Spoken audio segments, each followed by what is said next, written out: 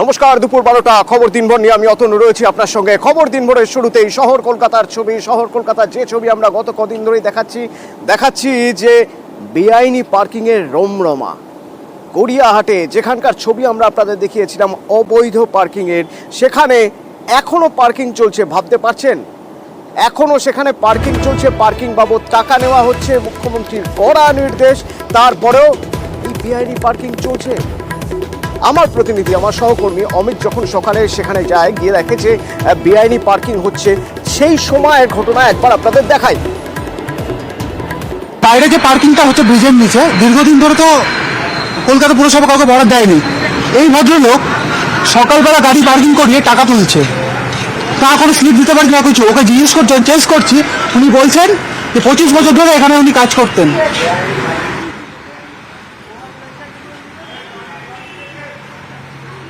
এখানে তো এখন তো লিগাল পুরসভার তো কাউকে বরাদ দেওয়া নেই ব্রিজের নিচে। আমি বলতে পারছি না। হ্যাঁ, আমি জানি, আমি কিছু বলবো না।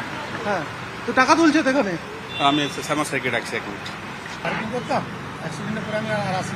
হ্যাঁ, যাচ্ছিলাম, যাদের জানাশোনা ছিল ফার্ম রোডে থাকেন, হ্যাঁ, মিলে একটা রাত চা খাবি, এই স্যার ছবি তুলে। আপনি পার্কিং চার্জ করছিলেন কেন? হ্যাঁ, পুরসভা থেকে ব্ল্যাক লিস্টেড করে দিয়েছে সাউদার্ন কোম্পানিকে। তার স্লিপ দিয়ে ওরা টাকা তুলছে, এটা টাকা নিচ্ছে পার্কিং এর। এই যে স্লিপ, এটা পরশুদিন আমাকে দিয়েছে, আমার গাড়িতে দিয়েছে। এই যে এইভাবে স্লিপগুলো দিয়ে ওরা টাকাটা নিচ্ছে।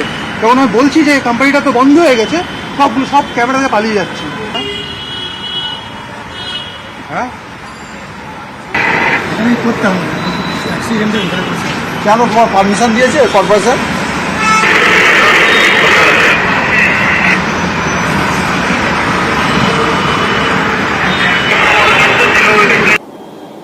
আমার সহকর্মী অমিত আমার সঙ্গে সরাসরি এখন রয়েছেন। অমিত, এই ঘুঘুর বাসা ভাঙতে হবে যখন এই নির্দেশ নবান্ন থেকে আসছে, তারপরেও এত সাহস হয় কি করে যে বেআইনি পার্কিং এখনো চালিয়ে যাচ্ছে? এরা কারা?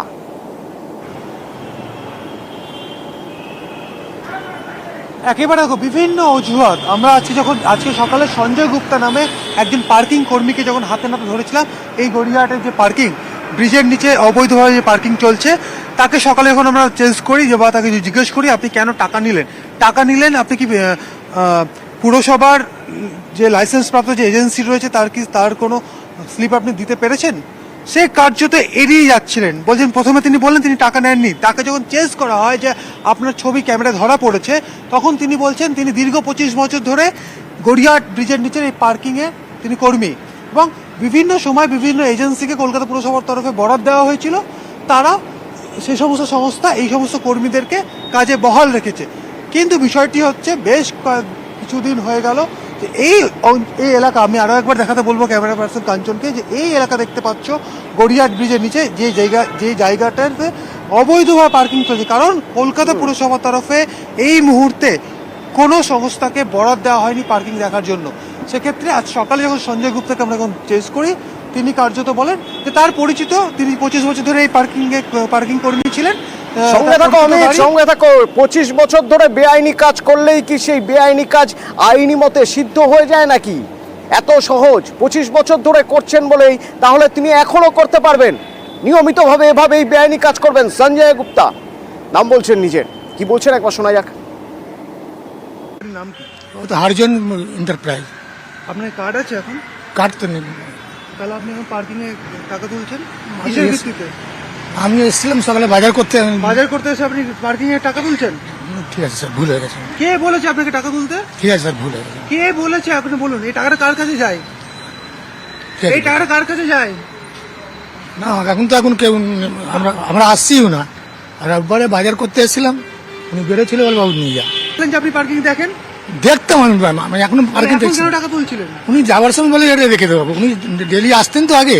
আপনার কার্ড দেখেন। কার্ড কোন কোম্পানি কার্ড আছে আপনার কাছে? আপনি পার্কিংয়ে টাকা তুলছেন? কার্ড আজকে আনিনি স্যার, আমি যা ডিউটি নিয়ে বলে তো আনিনি স্যার। কোন কোম্পানিতে আপনি এখন কাজ করেন? এখন কোনো কোম্পানি নেই স্যার। কি সহজ না? রবিবার সকালে বাজার করতে বেরিয়ে পার্কিংয়ের টাকা তুলে নিয়ে ঘরে ঢুকছেন, আবার বলছেন ভুল হয়ে গেছে। আসলে প্রথমে ক্যামেরা দেখে বাজারের গল্পটা দিয়েছিলেন, তারপর যখন দেখছেন যে ধরা পড়ে গেছেন তখন বলছেন ভুল হয়ে গিয়েছে। কিন্তু এই টাকা যাচ্ছে কোথায়? অমিত, এই টাকা কার কাছে যাচ্ছে? এত টাকা নেহাত কম টাকা নয়, এক একদিন পার্কিং থেকে প্রচুর টাকা ওঠে, যাচ্ছে কার ঘরে? একেবারেই দেখো, আমরা গত 2-3 দিন ধরে এই প্রশ্নই তুলছি যে এইখানে যে সমস্ত পার্কিং কর্মী কাজ করছেন তারা যে টাকাগুলো তুলছেন সেই টাকা কার কাছে পৌঁছে যাচ্ছে। কারণ তাদের দাবি, কারণ দু একজনের সঙ্গে আমরা কথা বলেছিলাম যারা ক্যামেরার সামনে তারা দাবি করছেন যে তাদেরকে কাজে লাগানো হয়েছে। তাহলে কারা তাদেরকে কাজে লাগালো এবং তাদের মাধ্যমে যে টাকা তোলা হচ্ছে সেই টাকা কোথায় পৌঁছে যাচ্ছে? এমনকি সঞ্জয় গুপ্তা যখন আমাদের ক্যামেরার সামনে ধরা পড়লেন সেই সময় তিনি আর দেবনাথ নামে একজনকে ফোন করেছিলেন। তার পুরো নাম হচ্ছে রঞ্জিত দেবনাথ। তাকেও যখন আমরা ফোন করে চেস করার চেষ্টা করলাম, তিনিও বলছেন তিনিও এখানে পার্কিং। অমিত একবার সঙ্গে থাকো, সেই জায়গার যে ছবি তোমরা তুলে এনেছিলে সেইটা একবার দেখি, বা দর্শক একবার দেখাই। দেখি যদি মাংস দোকান খোলা থাকে না, হ্যাঁ কাউকে ফোন করে নিয়েছি, ঘরে ফোন করলাম, চলে আসছি। ফোন করে জানিয়ে দিচ্ছেন তো? না স্যার। দেবনাথ আর দেবনাথটা কে? আর দেবনাথটা কে? আমার ছেলে। আপনার নাম কি? সঞ্জয় গুপ্তা। আর দেবনাথ আপনার ছেলে? আর দেবনাথ আপনার ছেলে? আপনার নাম সঞ্জয় গুপ্তা আর দেবনাথ আপনার ছেলে? আমাদের মানে ছেলের সঙ্গে কাজ করে দেব না। কে এটা? আমার ভাইপো হয়, ছেলেই মতন। ছেলের মতো? নাম্বারটা আর দেবনাথের নাম্বারটা দাও, আর নাম্বারটা দাও, নাহলে একটু ট্রাফিক পুলিশকে ডেকে আপনাকে তোলাবো। নাম্বারটা দাও, নাম্বার দাও, আর দেবনাথের নাম্বার নোট ডাউন করো। এটা কে? দাঁড়া, স্ক্রিনে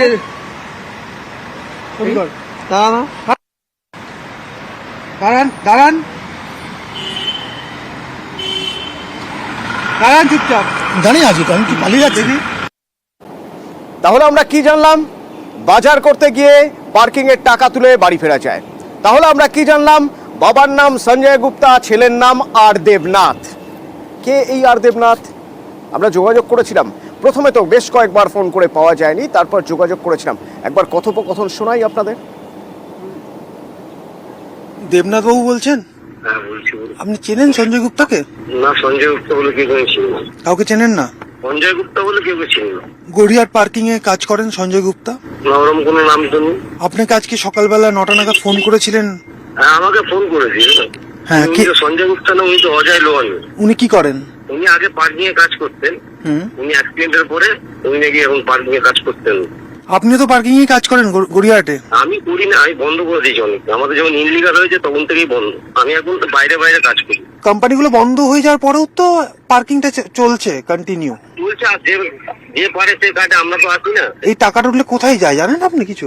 আমি বলতে পারবো না দাদা, আমি করি না তো কাজ। এখন আমি বলবো কি করে? আপনি এরকম যারা করছেন, আমরা কাজ করতাম, এতটা বলে দিলাম। এখন আমরা কাজ করি না, ইনলিগাল কোনো কাজ করি না। উনি তো ওখানে ইলিগাল ভাবে টাকা তোলার পরেই উনি যখন ধরা পড়লেন তারপরে আপনাকে ফোনটা করেছিল। কেন আপনাকে ফোনটা করলে? কি বলছিল আপনাকে ফোন করে? কি বলছিল?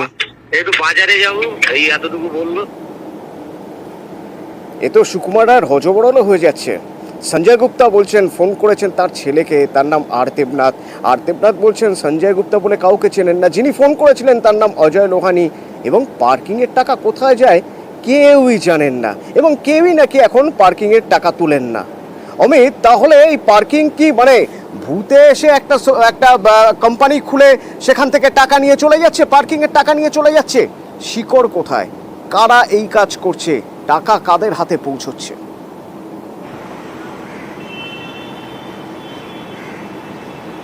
দেখো অতনু, এই প্রশ্ন নিয়ে কিন্তু আমরা গত 3-4 দিন ধরে এলাকাতে একই জায়গাতে বিভিন্নভাবে কিন্তু আমরা চেস করছি যে এই অবৈধ পার্কিং এর টাকা কার কাছে পৌঁছচ্ছে। কারণ আমাদের সামনে যারা আসছেন, এই সঞ্জয় গুপ্তার মতো লোক বা এর আগে 2 দিন যারা এসেছিলেন, তারা এখানে ফুটপাতে তারা থাকেন, তাদেরকে সামনে রেখে এই পার্কিং ব্যবসা চালানো হচ্ছে।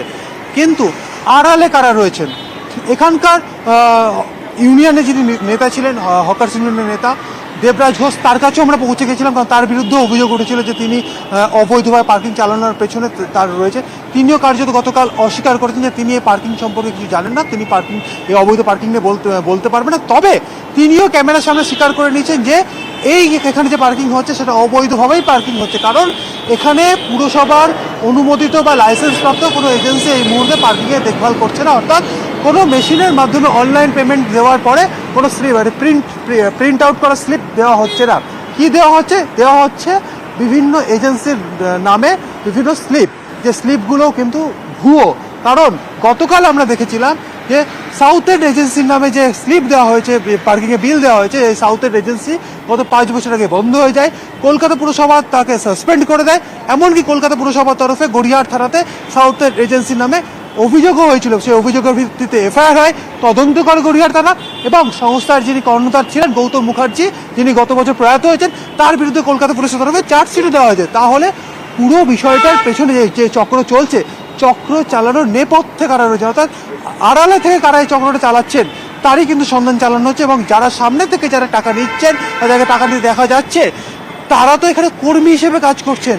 এই সঞ্জয় গুপ্তার মতো কর্মী, যিনি বলছেন নিজের সত্যি তো মাথাকে সেটা ধরা জরুরি। তবে আমাদের যতটুকু দায়িত্ব, আমাদের যতটুকু সম্ভব আমাদের পক্ষে করা, আমরা সেটুকু করেছি।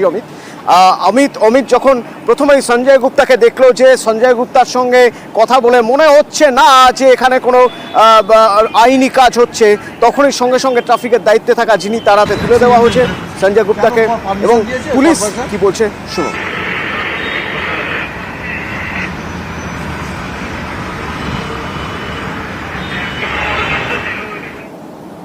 হ্যাঁ, আমাদের তরফ থেকে তো স্টেপ নেওয়া হচ্ছে, বিভিন্ন জায়গায় চেকিং চলছে। চেকিংয়ে যেগুলো পাওয়া যাবে সবগুলোই, যেগুলো অ্যারেস্ট যেমন আজকে করা হলো এরকমই করা হবে।